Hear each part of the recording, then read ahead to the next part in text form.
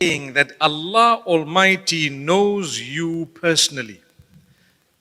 Allah Almighty knows you personally. He knows you. He knows about you more than you know about yourself. You must be wondering, well, why does He make me struggle? That's a question, right?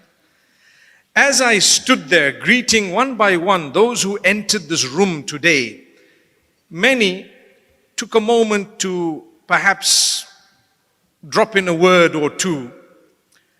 And some had actually spoken about some of the struggles that they were going through. And rightly so, this is a motivational evening. I pray that by the time we leave this place, we're motivated to be better people and to face the challenges that are thrown in our direction in a way that we achieve blessings and positivity from them rather than negativity.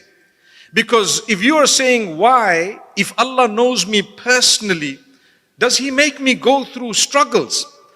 The simple answer is, He has chosen that as a way for all the creatures from the beginning to the end.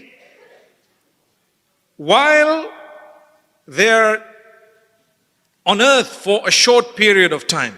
This is a place, the earth is a place where you would actually be for a short period of time and then you're going. Everyone who's come here from our species has lived for a few decades and left, on average.